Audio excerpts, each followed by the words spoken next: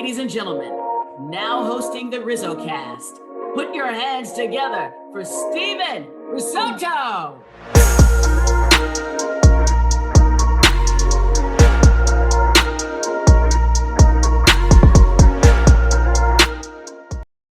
What's going on, everybody, and welcome. My name is Steven Risotto. I cover the San Francisco Giants for SFBay, and I'm the host of RizzoCast, a podcast that features current and former big league players, coaches, fans, media, and others who are regarded as some of the brightest minds around the game of baseball. We are coming to you from the podcast studio inside the newsroom of Golden Gate Express, the student-run newspaper at San Francisco State University. And today's guest is Patrick Wicklander, a left-handed pitcher in the Tampa Bay Rays organization. And for those of my Reardon High School friends, you already know who this is. He needs no introduction. I'm sorry, and I had to have him on. You'll find out why very soon. But Wicklander attended Valley Christian High School and the University of Arkansas before he was selected in the 8th round in the 2021 MLB draft by the Rays. In 2023, he split time between High A Bowling Green and Double A Montgomery in 110 and 2/3 innings. Between both of those levels, he recorded a 3.90 earned run average with 102 strikeouts. This past fall, he represented Tampa Bay in the Arizona Fall League, which is pretty cool. We talked a little bit about that. We discussed the start of spring training, the Rays pitching philosophy, tossing a high school no-hitter, hint, hint, pitching at Arkansas, playing with type 1 diabetes, a really cool story there, life in the minor leagues, the WCAL, so much more. This is episode 165 of RizzoCast, and let's get started. Alrighty, and we are back on RizzoCast, and we are very pleased to be joined by Tampa Bay Rays left-handed pitching prospect Patrick Wicklander, and Patrick is nice enough to take some time and hop on the podcast. Patrick, what's going on? How you doing? Doing good. Just wrapped up second day of spring training, so just kind of out here in beautiful Port Charlotte, Florida. Port Charlotte, Florida. That is the site you're in. Rays minor league camp. Is that right? Yeah, I'm in minor league camp this year. Minor league camp. So tell me a little bit of the vibes, the first few days. How have they gone for you? What's the vibes around kind of the overall facility there? What's going on with everything with the first few days? It's always good because it feels like you're back at school again for the first time. Like joining a junior, senior year of high school, you see all your boys, guys you spent the last 8 months with. So, but it's always a good vibe, kind of catching up with guys because guys are getting married, guys are having kids, guys are proposing, they're all doing different kinds of things, and no two people are the same. So overall vibes are high, vibes are good. And now we're just trying to get ready for games. And that's really about it right now.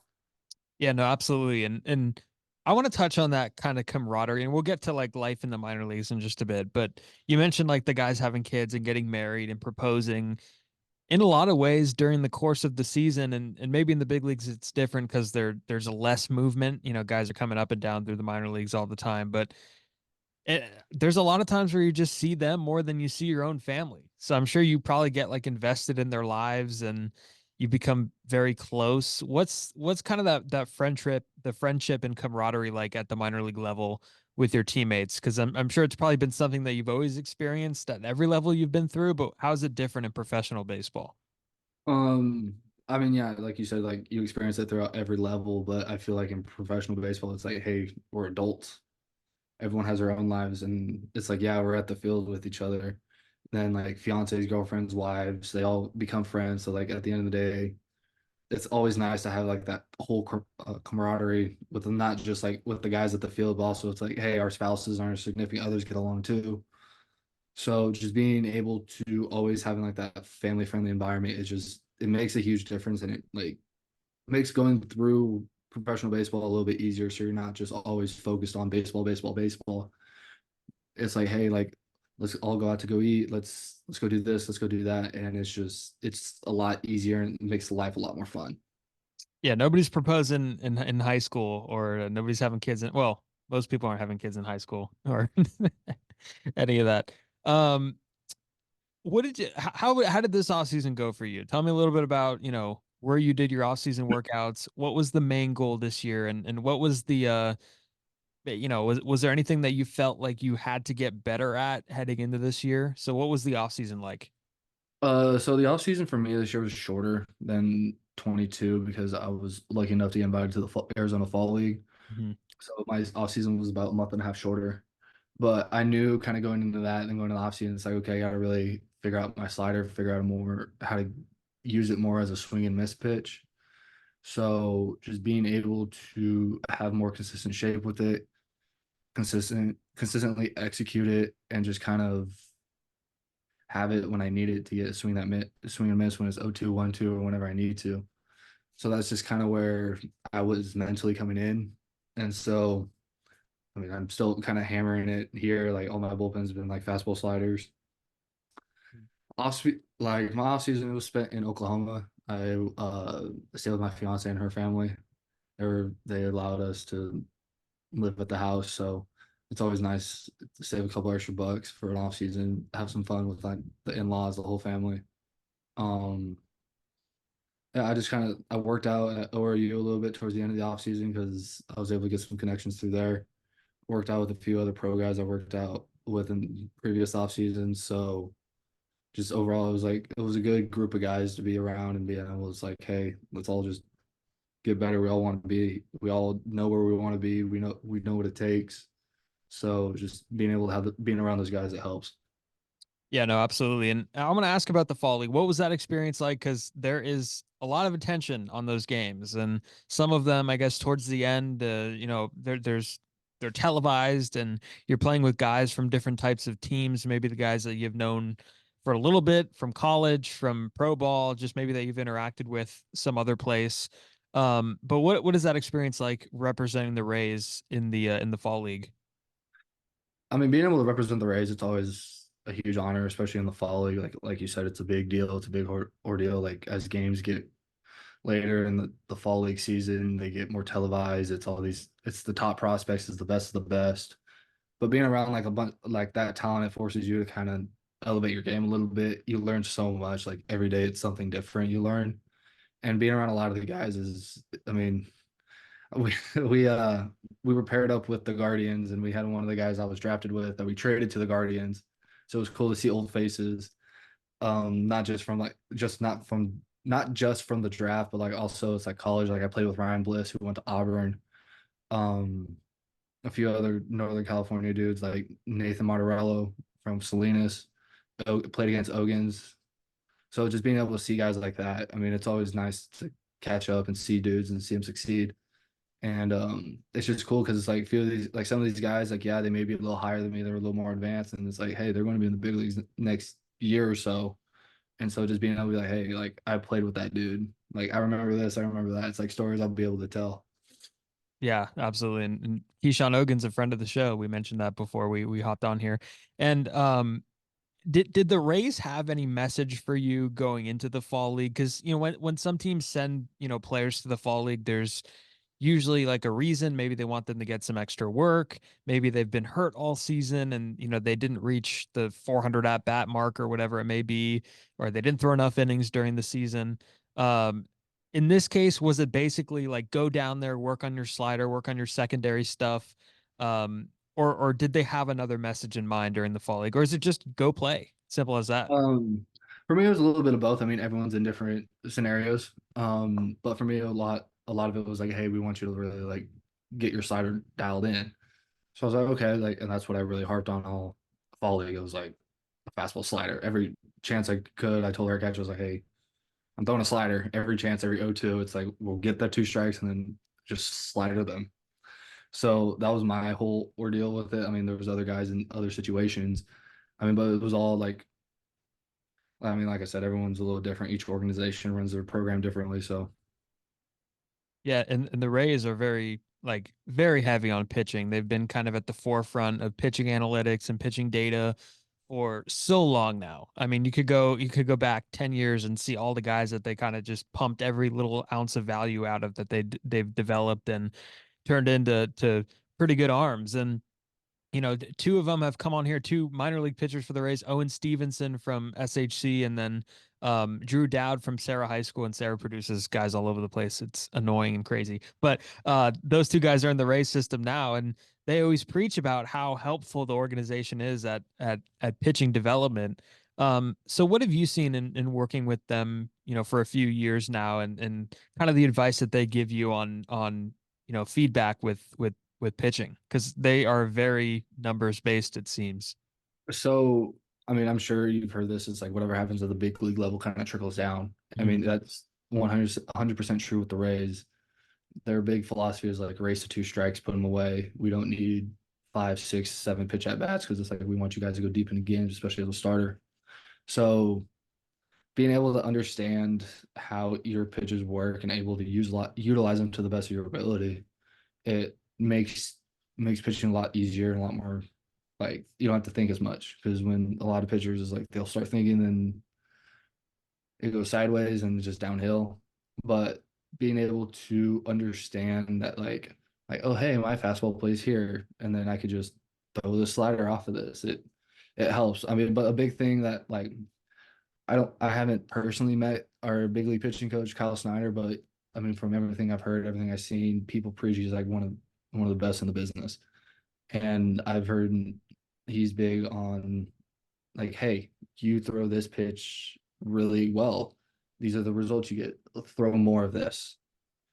Like I mean, I'm sure you heard interviews with Glasnow. Glasnow even said like, hey, they find like the black sheep in baseball, and it's like, oh, hey, just do that and just do it as much as possible. Yeah. You see it with a bunch of different dudes. Like, and the nice part again is like no two people are the same. So the Rays don't try to cookie cut guys. They don't try to do this. They don't try to do that. So it's like each plan is individualized to me, and like what I do well may be different um, than what someone else is doing. So being able to have the whole development plan based around you is really nice. Mhm. And Glass now a friend of the show, and we talked about this very subject because he was with Pittsburgh, and he mentioned that like Pittsburgh was the last organization, or maybe one of the last organizations to kind of go with the cookie cutter approach. And, you know, they had guys like Garrett Cole and Glasnow and Jamison Tyone, and just a few arms that just they weren't getting the most value out of because they were all developing them kind of in similar ways. Like, hey, sinker down and in is going to work for everybody, but it's not the case. And the Rays, um, obviously have a different approach. And it's funny with like the whole, hey, this is a good pitch, just throw it all the time. I remember the Giants came in the spring training one year with a guy named Matt Whistler, and he was like 80% slider. We had Oh, Whistler, yeah, yeah, he was yeah, with us for a little bit. and he was throwing the slider, huh? That's all he was. That's It all was it like was. 85% slider every now and then. Here's a two seam, but you're going to get slided to death.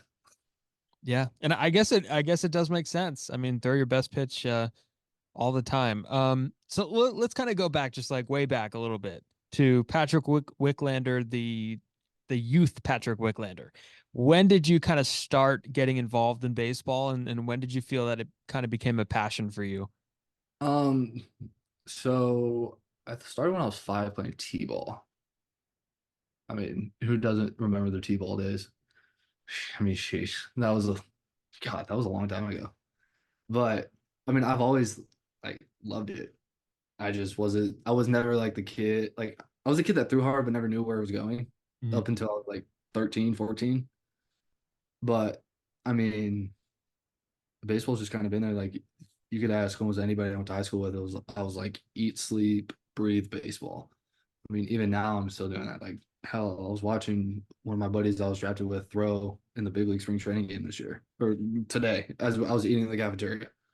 It's just like a lot of people don't understand. It's like a lot of baseball guys love baseball. Like yeah, it's nice to have like that separation, but at the end of the day, it's like I just love baseball. Mm. Yeah, and there's that I guess it's a well-timed thing to say that now because there's been the whole discussion about the Anthony Rendon comments, and we don't have to get too much into that. But have you been around people that like, and don't name names, please, just for your sake. But have you been around people where it just feels like it is a job to them? it is kind of like, maybe not a priority for them? I can't say I personally have. I haven't experienced it.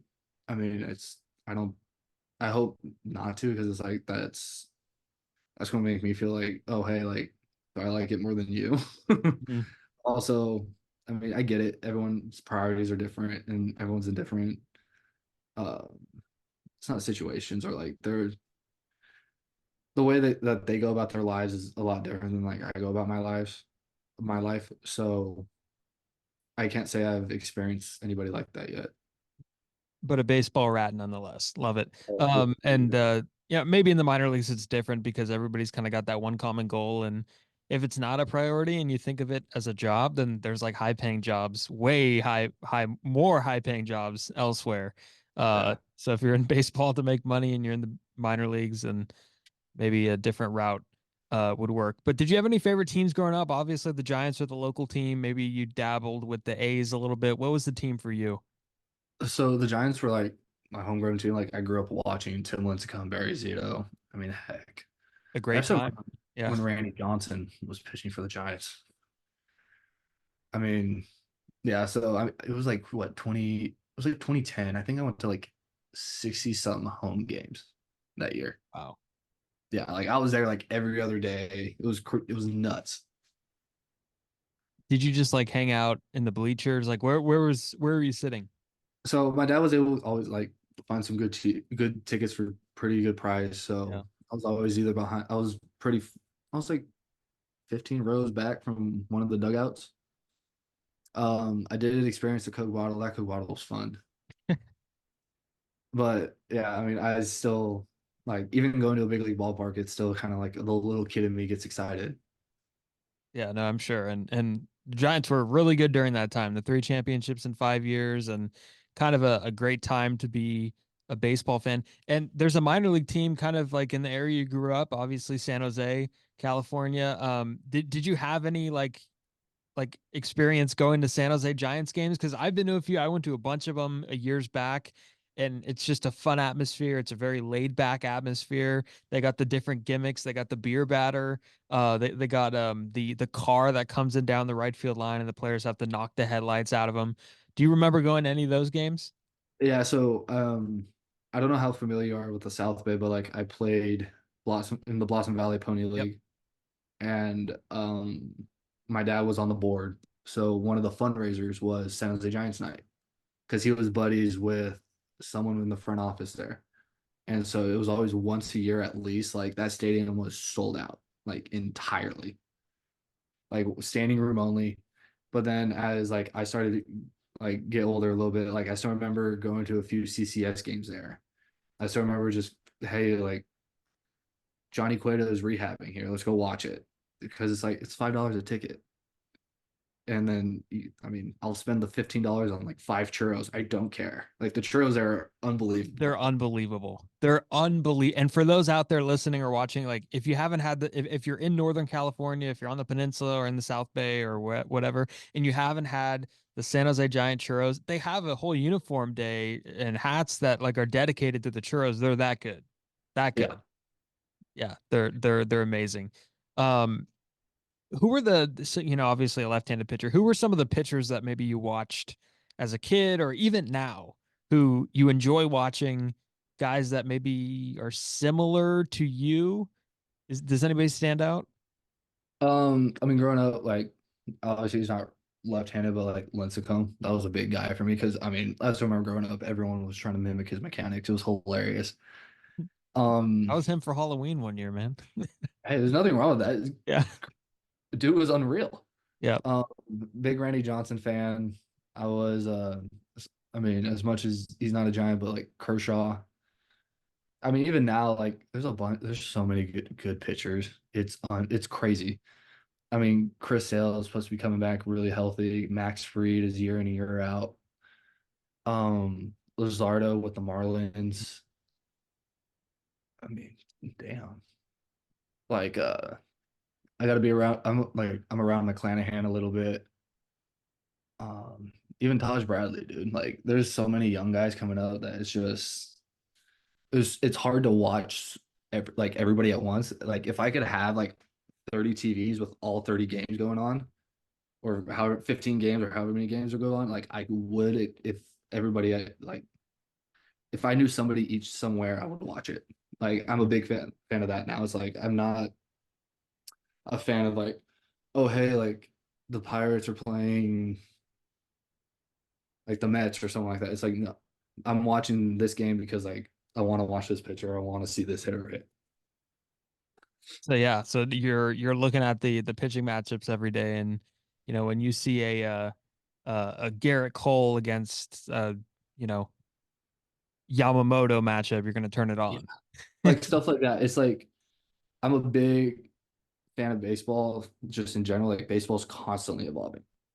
So Mhm. it's like you got guys like Yamamoto coming over about to make this huge splash. It's like, of course I want to watch him throw against Garrett Cole or Spencer Strider, like all the other guys that have already solidified themselves. It's Yeah. like it's just cool to watch. So at the end of like a minor league game, and obviously the game's and late, but do you still have time to like go back to your, wherever you're staying and like turn on quick pitch and catch up on like all the highlights of the day? Because minor league baseball could probably feel like your own little world, and you could lose track of what's going on in the big leagues. But do you still find a way to kind of keep up with it? Yeah, I mean, the thankful for Twitter. I mean, a lot of hotels is like I don't even deal with trying to find the channel. It's just like I'll scroll through Twitter or like I'll go on the MLB app and just like see the highlights, like hey, or look at the box scores. I catch myself looking at box scores because a lot of my buddies are in big league camp this year.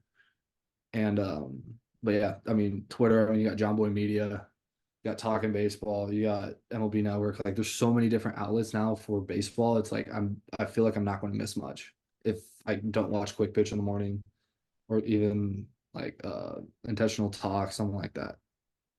Yeah, no, it's everywhere. Baseball media is everywhere. It's definitely a good thing. All right. So some people have listened up until this point. I know I got a lot of high school teammates that want to hear about this. Um, but you threw a no-hitter in high school against my alma mater, Reardon High School. Now, just to clarify, I was I think I was a freshman or on the JV team when it happened, but for the guys that experienced it on the varsity team, it was quite mesmerizing. So I'm gonna kind of open up an old wound here. But what do you remember against that about that no hitter? 18 strikeouts against Reardon. Tell me a little bit about it. And was that your first and only no hitter, or have there been Yeah, some? that was my second no hitter. My first one was my sophomore year against St. Francis in 8 innings. Man, okay, Like the good St. great Francis, visit. Yeah, great opposing but ballpark, by the way. I always love playing there. I just love that because they're like everyone's right on top of you. Yep, It, it's similar to Vanderbilt, the believe it or water not. fountains in the dugout too. The bricks backstop, like it was nice. Yeah. Yeah. But like back to the 18 punch out game, like I still remember going up, like I knew I had the outing because it would align me up to the second game of WCALs at Santa Clara. And then that would align me up for the first game of CCS. So I just remember being cold and windy. I got out of the bus. I'm like, this sucks. Like this is going to be a long day. Sounds about right. Wind was howling left to right. I mean, the Reardon varsity field, like, no offense, isn't the best field. Mm. And so I'm in the dugout. I'm like looking left, looking around. I'm like, this is going to be a long day. I was like, I just want to get out of here. And so I feel I'm in the bullpen. I'm like, okay, fastball's feeling good. Change is feeling good. I was like, everything's feeling good. So I was like, all right, like, let's do this. Because like our Diotti's philosophy was he wants as many strikeouts as possible at Reardon to avoid getting a ground ball to someone's face. Mm. So um first bullet, guy didn't even swing, umpires flinching. I'm like this is gonna suck. And once I saw the umpire flinch, I'm like, are you kidding me? So I'm just the whole outing, I was just like, here, hit it. Just hit it. And the seventh inning comes around. I don't even realize like I didn't realize till the seventh inning that I had a no hitter going. I knew I had at least 10 punchies. But then Nico Maricons comes up to me. He goes, I bet you can't get 20. Mm. was like, what? He goes, dude, you have 18 punch outs. I'm like, okay. And then I go pop up, pop up, pop up on 3 pitches. I was like, oh, well, I will never have a day like this in baseball again. Yeah, that's insane. I guess how many fastballs did you throw compared to off speed? If you had to guess, percentage wise. God, it was. I could tell you the exact number, to be honest with you. Um, because as much as the so John Murphy called me after the game and he asked, and the idea was like, hey, just say you had your best stuff. Everyone knew how many fastballs I threw. It was 100 pitches and 100 fastballs. Wow. No off speed the whole game. I'm not exaggerating. The chart was full of ones. Wow. I wonder if the people listening out there that were part of that, because I know they're gonna listen. I know they're gonna see this on my feed and they're gonna listen. But that's and where were you sitting at like during that time of your high school career? Was it like low 90s? Where were you at? Because I I've was heard the conflicting reports that I've heard is like 93 with like cut. Does that sound about right? the cut, not really, Hmm. but I was probably low 91, 92. I couldn't have a guesstimate to tell you. I just felt like I was throwing well. After the first bullet, I was like, okay, this is gonna be a good day. I feel good. And next thing I know, our catcher just put down the one all day. Yeah, that's funny that keep the ball out of play just because at Reardon the wind is just so unpredictable. You get a ball in the air and you got three guys going at it and it might fall down. Yeah. And there's a new field there now. I think you'd be pleased to know that it is now a turf field since you've left. Yeah. So they've rolled out a new multi-million-dollar field and it's a pretty nice facility there now. But yeah, pretty mesmerizing. Sorry for the people that had to hear that story again, but that's crazy that 100 pitches, 100. It was exactly 100 pitches It was 100 pitches on the dot. on the dot. Okay, so that's and you've never had a performance like that again or since. I will never will. Okay, That's a interesting. once in a lifetime, once in a career type deal. Awesome. That's really good stuff. But kind of like with the WCL theme, like I mentioned to you, there's a few guys that have come on here that are from the WCL. Um, a bunch of SHC guys, Uday Naratam, who's at Yeah, Harvard, and he's at uh, Harvard still. yep, and Owen Stevenson and Keyshawn and Drew Dowd, the lefty from Sarah. There's been a few that I WCL. That's something that I came through, and I always thought the competition was crazy tough. Maybe excluding that day at Reardon. But what was the competition like for you? Because it's regarded as one of the best high school sports leagues in not just the state of California, but also the country. Did you like perceive it as that way too? Oh yeah. My freshman year, I still remember first WCAL game. I matched up with Bubik, Yep. Many. and lo and behold, he's a first rounder 3 years later. I'm like, oh, okay. Um, Faced Nick Madrigal, Dylan Carlson, Tanner Dodson, Darren Baker, York. Trying to think who else. Hunter Bishop, Yep. like you said, Drew Dowd. I actually hosted Drew Dowd on his official to Arkansas. Wow, that's cool. Fun fact That's about that. really Fun funny. fact about that. I'm trying to think. Ended up staying local, went to Stanford. Yeah, he even told me it was down to like Arkansas and Stanford. So I said, hey man, whatever you decide to do. And he's obviously went to Stanford, had a good career there. Um, damn, who else do we? I mean, every time I see Aaron Gordon, all I think of is Mitty. Mitty, yeah. Yeah. Um, So it's like I associate these guys with the schools that they went to if they went to a WCAL school. It's pretty funny. like Sean Dustin Jr. went to Valley. Like I still remember him coming back one day and hitting BP, and he's just putting balls out easily the left center field. I'm just like, what? Like what? Yeah. Then Troy Miller. I don't know where he's at now, but he went to Michigan for a little bit. We faced him my freshman year when he was at Aptos. He threw against us. His first fastball was like 96, and I was like, huh? Who is this guy? Yeah. It's just you guys. You like James Outman was a catcher at Sarah. That's another guy I pitched against. It's just guys you were like, oh wow. It's just talent everywhere you look. Yeah, no doubt about it. And you were somebody that went to, you were a perfect game ranked player. Did you pay any attention to that coming out of high school and maybe even deep into college? Because, I know some people could get lost in something like that, lost in the national rankings or the state rankings. Did you ever find yourself, late at night, homework's done, Googling your name, looking at the perfect game stuff, or did you just not care?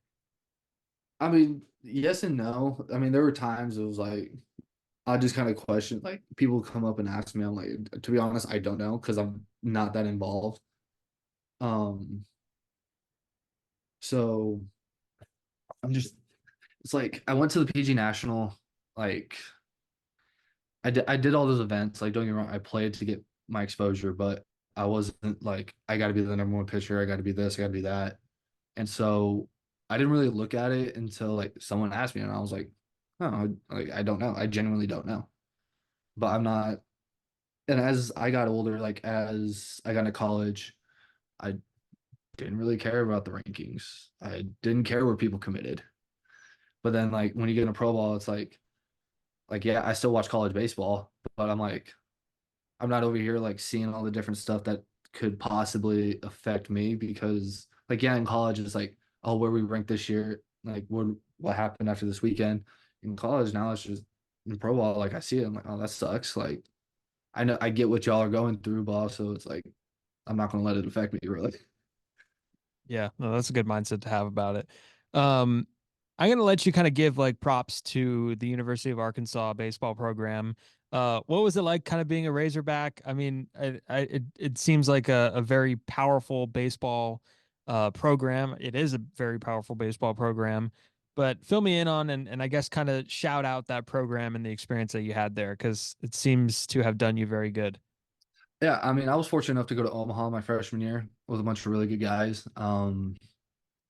A lot of older guys. It was an way older group. We had a good class of my year that come in.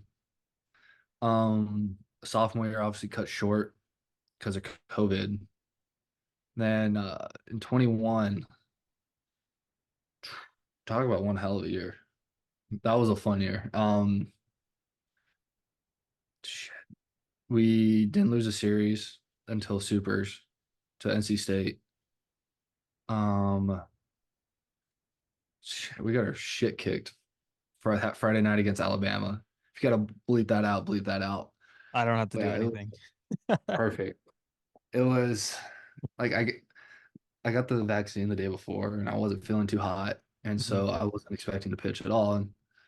And our guy, like our starter, uh, had a good first inning, second inning didn't go too well. Third inning told me to go down, go get hot. And I come in and we're down like 12-3, I think, or something like that. It was something outrageous. And so I had to come in, like I threw like five in the third or something like that. And then our pitching coach was like, "Hey, get ready for next Friday." And he was just like, and I just kind of grabbed it and took off with it. And but I mean, I'm sure you see the home run Charlie Welch hit almost every year on Twitter at some point. But Mhm. let's hit. Omaha was loud. No, Bomb Walker when Charlie Welch hit that home run, I couldn't talk to one of my close buddies on the team, and he was 5 feet away. Is that loud? It was so loud, like ground was shaking loud. And I mean, no better fans in the country. One of the like best environment to play in. Granted, like Mississippi State was fun to play at. Like I played at Texas. Like there's a lot of good environments to play in, but I'm sorry, nothing beats Bomb Walker. Like, yes, I'm biased, but I was fortunate enough to play at all the other um places, but nothing tops Bomb Walker. I'm sorry. Yeah, no, I'm sure. That's crazy that nobody was able to hear you. It's that loud in that building. And college baseball for that reason is like so unique. I think the loudest crowds a lot of time, I guess per capita you would say, because a little bit smaller, but loudest crowds come sometimes at the college level, which is really cool. So you get drafted eighth round, 2021 by the Rays. Tell me a little bit about life in the minor leagues. Like, what has this been for you? What has this experience been for you? Trying to navigate through the grind every day of being a minor league because it's not easy, and you don't have the luxuries of the 5-star hotels and the great plane flights with the unlimited service. It's a grind, and it should be a grind. And I know that there's a lot of things happening to make the minor leagues a little bit more accommodating, which is great. Mhm. But what have your thoughts been on, these past few years and what they've meant to you? So my draft year, I was fortunate enough like for that to be like the last year of like our CBA to where, hey, like housing's paid like you guys don't have to pay for housing anymore. So that was nice. And then last year was the first year of like the raise, like the raise of the pay for the minor leaguers. So I was fortunate enough like not to like have any of those crazy minor league stories where I'm living off PB and J's for weeks at a time. And nor should you, because like you guys are the future of baseball, and like you guys should have those resources. But And hearing yeah, those stories from different guys is hilarious. It just makes like the destination so much better because it's like the minor leagues is where you like you make memories, you make the close friends, you find out who you really are and stuff like that. And so, but overall, I mean, it's a lot of bus rides, a lot of bus rides, a lot of hours on in a book, watching movies, sleeping, napping. You learn to sleep in uncomfortable positions. I mean, you name it. It's just you don't get like these nice clubhouses. I mean, granted, there are some nice ones in um, different affiliates, but overall, a lot of them, like especially in the lower levels, it's not the best. So you kind of got to make shift with what you got. mm, yeah, it's a little bit of a, but you never had the experience with like the 6 guys in one room, like head to head sleeping type of struggle. No, Yeah. I'm fortunate enough not to have experienced that. I mean, I give major kudos to guys that have because it's what they went through. Like they wanted to do it, and so they decided to. And I was like, those stories are like fun to hear. Like I go back, like whenever I go back to Arkansas, I'll go like work out or something like that. And some of the older guys are like, yeah, I had to do this in the minor leagues. Like you guys don't realize how good you have it. I'm like, I'm not complaining. I'm not complaining, but I'm also not dogging y'all. Yeah. Exactly. Different time now. One of the things that's kind of unique to you is that you were diagnosed within the last few years as with type 1 diabetes. And this is kind of an interesting story. I read a little bit about it before coming on, but um, what was the story? Can you tell the story about like how you found out? Because a lot of people, a lot of players maybe have type 1 diabetes, are not open about it, and if they are, they've had it for like a long time, right? Since childhood. But what was your experience with kind of getting that news that you were diagnosed? So I actually found out during the COVID lockdown, and so I was already asthmatic, so like I lost a lot of weight really fast. And the day before I went in, I threw a bullpen and I was just tired. Like I could barely keep myself up, tired. And so the next day I just swallowed my pride and went into like no, not even ER. I went to urgent care first because I called the local hospital and they're like, "Hey, we don't do weekend appointments," which I thought was odd, but I went to urgent care. And so they're like running the tests and stuff like that. I weighed in at like 165. Like I'm 230 right now. Hmm. So so then they're running all these tests and they're about to draw my blood. They're like, hey, you can lay down. So I'm laying down and like my breathing's labored. And the nurse kind of looks at me and goes, "Oh, you anxious, nervous?" I was like, "No, I get blood drawn 2, 3 times a year." Like they're like, okay, so our eyes widen, they like speed up the test. Test come back. I'm sitting in the room and she's like first question, like she didn't even tell me what I have or like what's going on. She's like, "Do you have any family around here?" Which I thought was odd. And so I'm like, "No, the closest family's in Texas." She goes, "Well, you need to figure out if somebody could come out here because we're 99% sure you're type 1 diabetic and your A1C is like 14 something, your blood sugar's 580 shooting up." Ooh. And so, yeah. And so I'm just like, "Oh, okay, cool." They rushed me to the ER. Like I have double IVs in both my arms here. Like people like I didn't realize the magnitude of it. I mean, I had the chaplain talk to me twice, type deal, and so I got, and at that time I didn't know what the ICU was, so they like rushed me to the ICU, and I'm looking both ways. I see people on ventilators. I'm like, oh, I'm not making it out of here. And but yeah, that's long story short, they figured out like, hey, you're diabetic. You just like it just clicked. Like they don't know what causes the gene to click at a later age, but it just happened. So I was in the hospital for about 5, 6 days. My mom was able to come out. She was able to get in, even with all the COVID restrictions. And but yeah, I was able to manage it. Came back better than ever, way more consistent. Kind of had everything um kind of dialed in, and I'm trying to be as helpful for the community as possible because I understand like it's there's a little bit of a stigma with people with like diabetes and stuff like that. Like there's guys like Garrett Mitchell, Mason Miller, Jordan Hicks. Yep. There's a bunch of guys with diabetes, and it's just like it's just there's a stigma on it for some reason. So I'm just trying to be as open about it as possible and realize like, hey, it's not as bad as you think.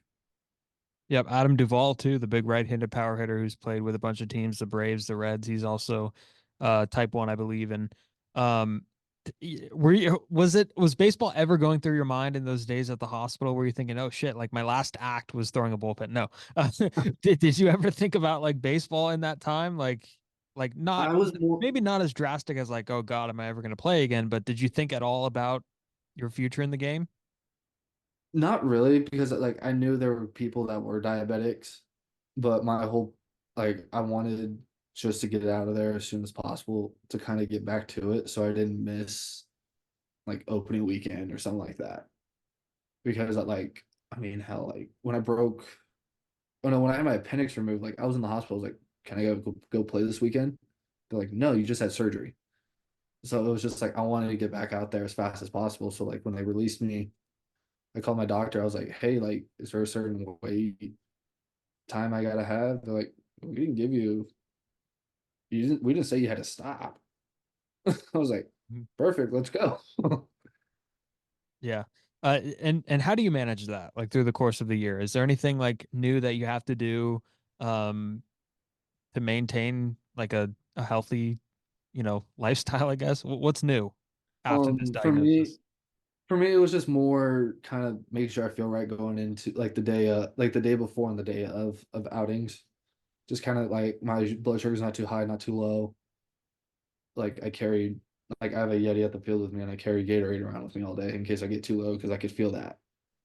And but outside of that, it's like I'm waiting on a new pump, like insulin pump. I wore one all junior year, the last few years, but in the off season I go regular insulin pens, just kind of give my body a break because yeah, it takes a toll on you, like just constantly changing sites and all that stuff. But outside of that, it's just little maintenance work that I think a lot of people don't realize goes into it. Interesting. Yeah. So hopefully maybe a lot of people out there that have that maybe the same issues that you went through and are going through. Final a few more things here before we wrap up. Is it true that you pitch with glasses? I did my junior year because like so one of the side effects of diabetes is like eyesight. Like if it toys with your eyesight. Like it was like in the hospital bed, I couldn't see my phone like not even a foot in front of me. Oof. But then like I noticed it's like, oh, like I can't see further, like unless it's like you know how like a camera adjusts, like I felt like I was trying to do that.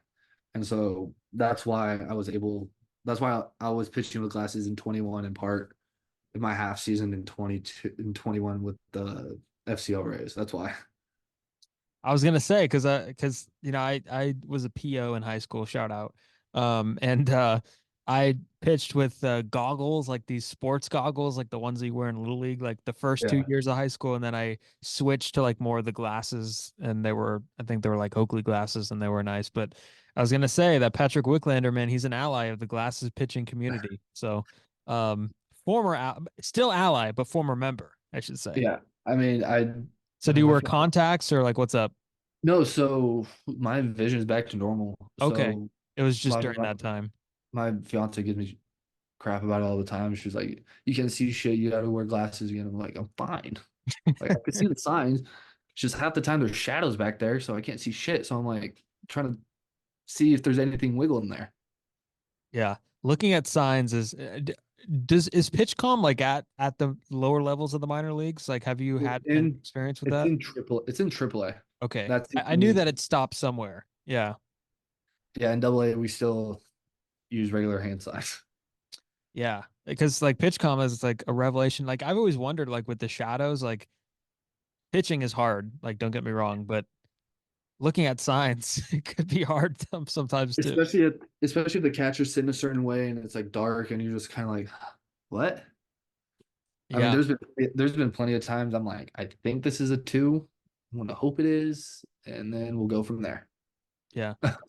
Sometimes you don't have necessarily the backdrop of the white pants with all the different positions they're in. So I'm sure it's a lot more difficult. Yeah. Few more things. Starting pitching versus relieving, because you've done both. Last year you did both. Um, what is the difference for you? The biggest difference between the two? Obviously, maybe one of them you have on your mind for a few days before it happens, and you deal with that and the stuff you do in between. Bullpen probably a little bit more unpredictable, and you get your name called in different situations. What is the main difference for you? And I guess which one have you been notified that you will be moving forward as? I was told this year they want me more as a starter. I mean, it was just the last few years just for me to get my innings in too. Um, the difference really is just kind of like the intent and volume in which you are allowed to get into the game. Mhm. Because when you're a reliever, I mean, more often than not, you can't just, oh, hey, let me feel this pitch out. Like, it's okay if I miss this one. Like, no, you're coming in, runners at second and third, one out. Like, hey, you kind of need to get two guys out in six pitches here. As a reliever, it's like, okay, first inning, let's move the ball around. Let's see like what we got, where the umpire's going to be. So that's kind of been like the big thing for me. Is like as a reliever, you got to come in and be ready right away. Interesting. Good stuff. Final five. I call this the final five. I'm going to give you some Yeah. five quick questions. You don't have to answer them rapid style. You could answer them however you want. Um, First one. Do you have a favorite baseball movie that comes to mind? Whoa. We had this conversation in the clubhouse the other day. There's a lot there. There is a lot. Ah, damn, which one? I feel like saying Bull Durham would be a cheap one because like our triple is Durham Bulls. Um, Probably the right answer though. We're being honest. yeah, I mean everyone wants the right answer, but I'm not going to give them it. Gosh, see Sandlot's up there. I'm a big major league guy. Um, what was it? It was the perfect game one. The guy with the Tigers and like John C. Riley's catching. Yeah. Every time I see him, I think of like Step Yeah. Brothers or like That's for love Talladega. of the game. For love of the game. Yeah. It's That's what it is. Yeah, start. He's throwing. Yeah. that's that's always a good one. Yeah, that is a good one. How they got kind of go in and out of the plot with, that is a cool one. Second question, what's your walk in song or warm up song? So last year I did Wicked by Future, but I kind of rotated around. I had the what was it? Bar Guitar and Honky Tonk Crowd by Whiskey Myers. I did Smells Like Teen Spirit by Nirvana. I think I might do was it Unwritten Rules this year? Like some white girl bop. I don't know. I'm still thinking, but like it'll probably end up being Wicked by Future. Nice. And there's a shout out to my friend Justin Newcomb who does the walk up pod. Shout out to him. He always asks people what their walk up song is, and it's a cool concept. Third question. If you were not playing baseball, what would Patrick Wicklander be doing? Marine biologist. Okay. That's an interesting. So did you ever go? Because San Jose is kind of, I don't want to say close, but it's like near like the Monterey Bay Aquarium type of stuff. So did you ever spend time Dude, there? oh yeah. I spent Yep. way too much time. Spent way too much time there. Like, like you take me to the aquarium as like kid in a candy shop. Like I just eyes wide open. You gotta like pry me away from the glass. Yeah. I There's a fun am, fact. Did your major in college match that? I mean, no. So like when I realized like I had an opportunity to play college baseball, I kind of had to like figure out what else I wanted just because it's like in Arkansas, it's in a landlocked state, kind of can't just drive down the road to go to Monterey. There's no aquariums. Well, there are Yeah. aquariums. There's no bay. Yeah. Like we had like 2 off days or something like that in playoffs in AA. And in Montgomery, we were like 2 hours from Georgia. And I was talking to my fiance, I was like, I might just take the 2 hour trip to the Georgia Aquarium. Like that's like because they have the whale shark and like they have the biggest like uh open ocean like exhibit. And I'm like, I want to do that. Like that was me. Yeah. So what did you major in? Did you finish college? No, so I'm currently still in classes. Uh-huh. Yeah.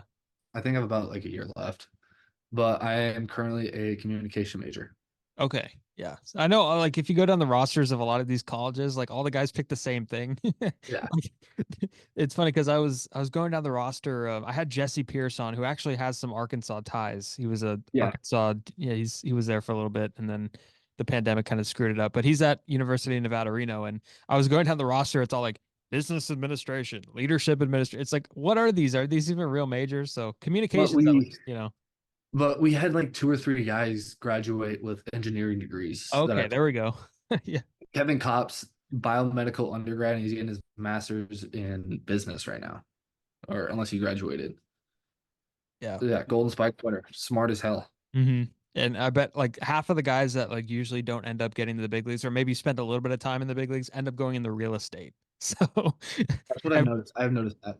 yeah, I always try to track down guys who like I remember getting one baseball card of, like the Nate Shearholtz's. Like, I wonder how he's doing, and he's in real estate.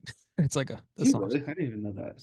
Real estate God, in Arizona. that's an old name. Sherholtz. Shearholtz, yeah. So all the guys that are living in Arizona, which is Yeah. like half of Major League Baseball, um, are in real estate. All right, question 4. Do you Okay. have a favorite TV show to binge, or anything going on right now that you're watching? So me and my fiance, we switch off between To Catch a Smuggler on Hulu and Swamp People, but I will binge watch like Letterkenny. Hmm, That was like my office. But that's a yeah, good one. that's yeah. I'm an interesting cat when it comes to TV shows because it takes me a while to get used to get into them. Yeah, that's the one about the like the Canada town or whatever. Yeah, The I have Pitter Petter, seen. let's get at her. Yes, that's right. Final thing.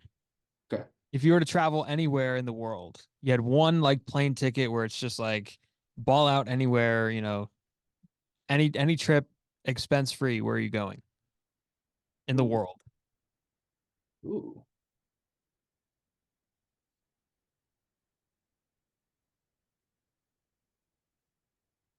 Berlin, Germany.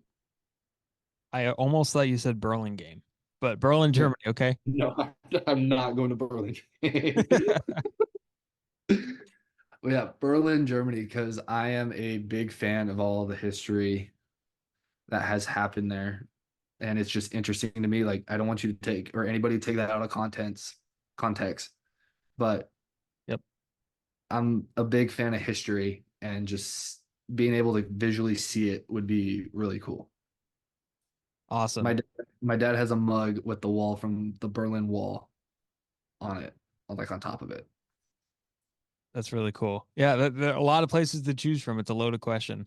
Uh, Yeah, Patrick, man, I really appreciate you coming on. This was a blast. I kept you for way too long, but appreciate you coming on, and best of luck to you during this minor league camp, and looking forward to some big things.